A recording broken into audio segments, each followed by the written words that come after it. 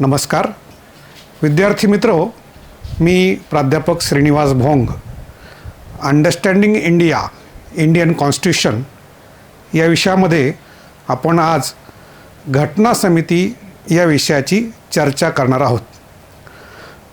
त्रिमंत्री योजनेनुसार घटना समितीची स्थापना करण्यात आली। घटना समितीमध्ये 389 सदस्य असतील असे ठरविण्यात आले होते।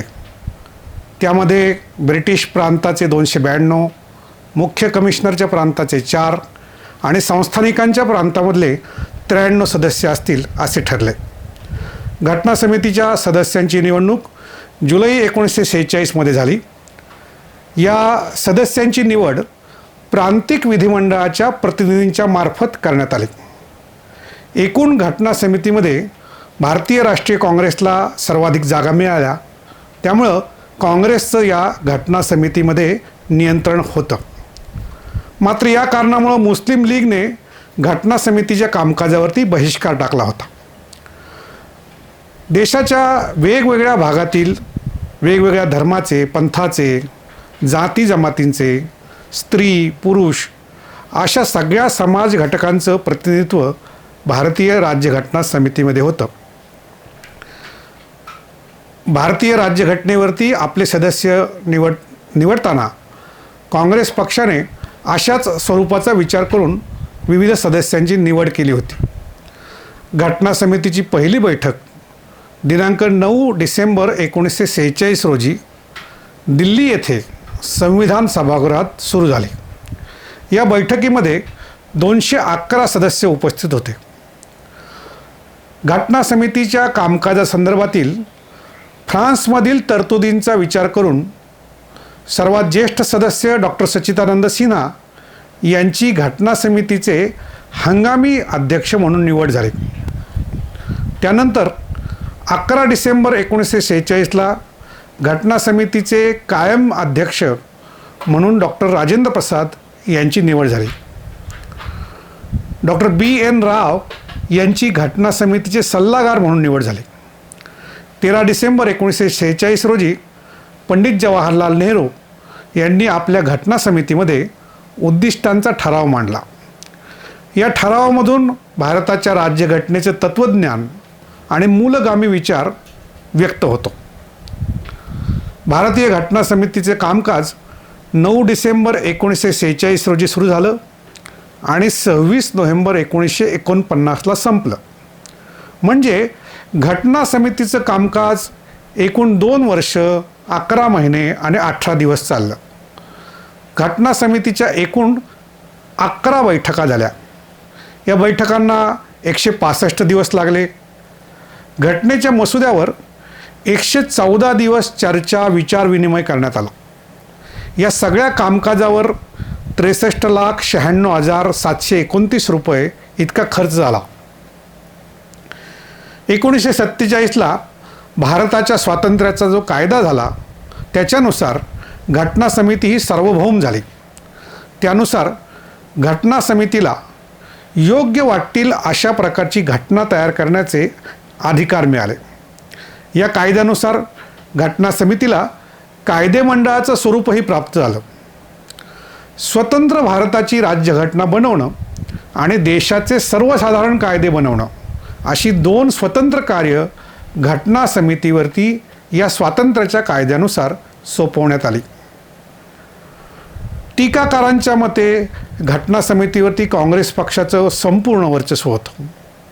तसंच ही राज्यघटना भारतीय लोकांनी लोकप्रतिनिधींनी बनवली आहे असं म्हणणं वस्तुस्थितीला सोडून आहे, अशी ही टीका काहींनी केली। याचं कारण घटना समितीतील सभासद हे थेट लोकांनी निवडलेले नव्हते, तर त्यावेळेसच्या प्रांतांच्या कायदेमंडळातील प्रतिनिधींनी निवडलेले होते। मात्र इथं हे लक्षात घेतलं पाहिजे की ज्या प्रांतीय सभासदांनी हे घटना समितीचे सभासद निवडले ते अंतिमतः लोकांनीच निवडले होते। त्यामुळं घटना समितीवरती होणारी ही टीका योग्य म्हणता येणार नाही। भारताची राज्यघटनेचा विस्तार खूप मोठा आहे, भाषा काहीशी क्लिष्ट आहे आणि त्यामुळं कायदेतज्ञ आणि राजकारण्यांच्या सोयीची अशी ती गुंतागुंतीची घटना आहे, अशी सुद्धा काहींची टीका होते. मात्र घटना हा देशाचा मूलगामी दस्तऐवज असल्यामुळे त्यामध्ये सर्व बाबी तपशीलवार येणं आवश्यक होतं, हे लक्षात घेतलं पाहिजे. आपल्या देशाच्या राज्यघटना निर्मात्यांनी एक अतिशय चांगला आणि मूलगामी कायदा संग्रह अतिशय परिश्रमपूर्वक आपल्याला उपलब्ध करून दिला आहे. भारतीय घटनाकारांनी राज्यघटनेची निर्मिती करताना सैद्धांतिक दृष्टिकोन फक्त ठेवण्याऐवजी राजकीय तसंच व्यावहारिक दृष्टिकोनाचाही अवलंब केला. शासनाचं स्वरूप, राज्याचं उद्दिष्ट हे सुद्धा अगदी सुस्पष्ट रीतीने मांडलं. असे उद्गार भारतीय घटनेचे एक प्रसिद्ध विश्लेषक डॉक्टर ग्रॅनविल ऑस्टिन यांनी काढलेले आहेत. भारतीय घटना समितीतील मसुदा समिती किंवा ड्राफ्टिंग कमिटी. मित्रहो, राज्यघटना निर्मितीची जबाबदारी पार पाडण्यासाठी घटना समितीने एकूण 22 समित्या स्थापन केल्या होत्या. त्यातील 12 समित्या या विशेष कामकाजाशी निगडीत होत्या. 10 समिती या काही कार्यपद्धतीशी निगडीत होत्या.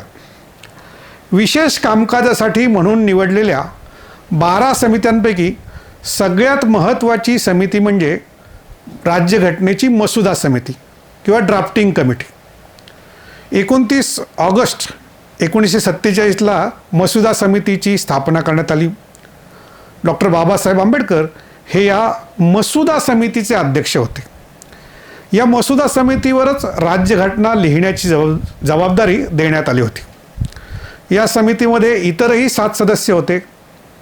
त्यामध्ये Alladi Krishnaswami Ayyar, doctor Kanhaiyalal Munshi, Gopalaswami Ayyangar, Mohammad Saadulla, T Krishnamachari, N Madhavrao या सगळ्यांचा समावेश होता.